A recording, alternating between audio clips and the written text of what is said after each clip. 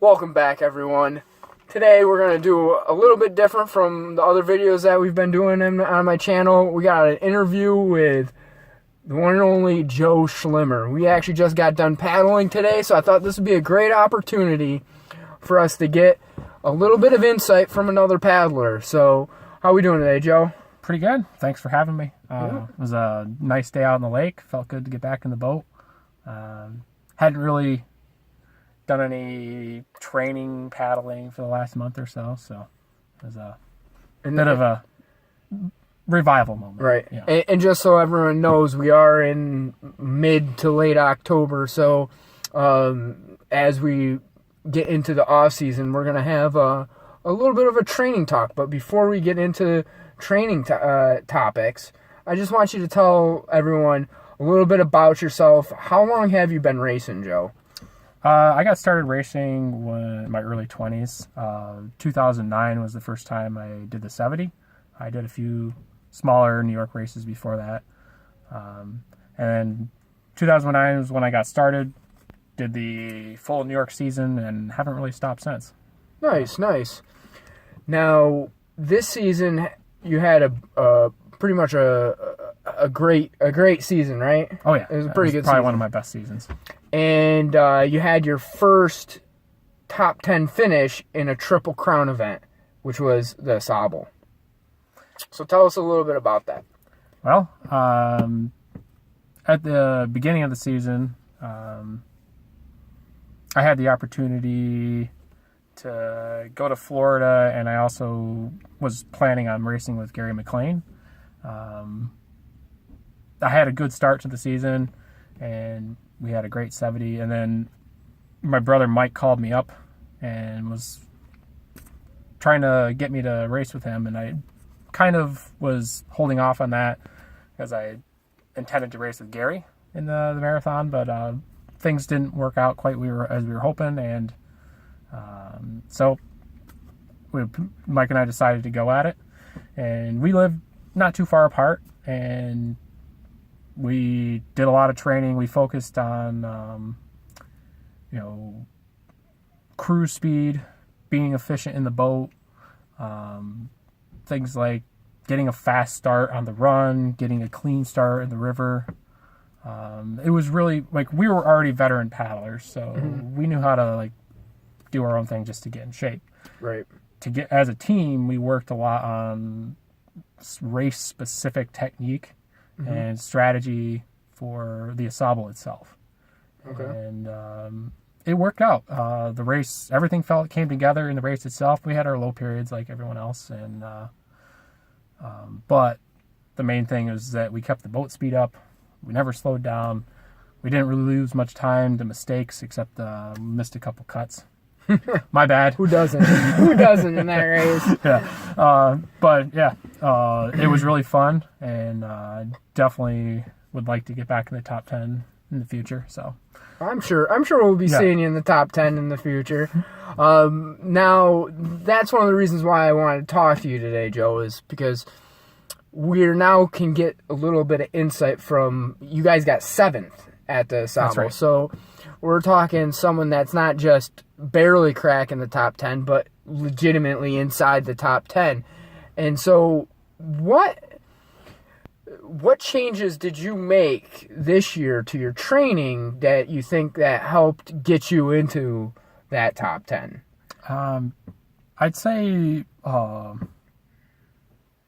obviously I got to race with Mike, so getting the right partner was key. But training itself, it was starting early, being really consistent. I kind of simplified what I was doing. It wasn't all over the place with trying different types of lifting or cardio exercises. I just picked 2 things. I paddled and I ran. Okay. And I stuck with a really consistent time schedule too. Every time I go out, I go for 2 hours in the spring.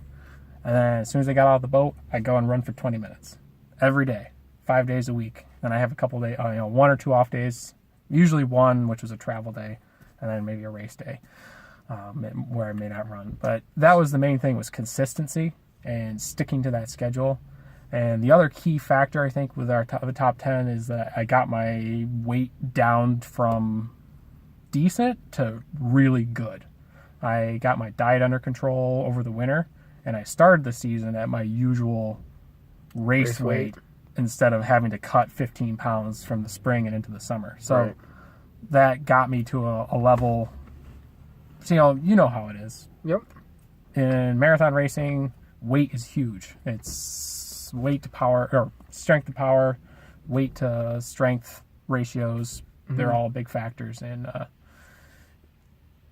getting my weight down to 160 pounds got me to a point where I could race in the stern with Mike. Right. And that was, I think one of the, the biggest benefits. Now, from what I can tell, how many days a week were you on the water training? I'd say my actual training schedule was 5 days a week. 5 days a week. So you'd have roughly about 2 days of rest. Or one full day and then usual race day. Or race day, okay. So the big keys were consistency and getting your weight down from what we were just telling me. Okay, that's great. That's great stuff to know. So you guys now can, know from a top 10 guy that consistency and weight play a big major role in propelling someone into a higher placing. Now, I would just want to touch real quick. We don't want to keep you guys too long, but touch it real quick on the off-season as we're coming into the off-season. I want to ask you, if you had to pick one type of cardio workout to do you only could do one cardio workout during the off-season, what would you choose? I feel like if there's no other factors involved, swimming would be the best overall cardio workout that you could pick. It's great for the winter because it's indoors. There's no effect on winter. I mean, there's no winter effect on it. Like skiing is great, but if you don't have snow, you can't ski. Right. Running is great, but it's only lower body. You can row, but I feel like swimming is most conductive to doing a cardio type, workout for a really long period of time. Like you can do it for an hour or 2 hours straight at a slow pace. And it's a full body workout, head to toe. Yep. And it's great for building up core strength, shoulders, back, which is all great for canoeing. So Awesome.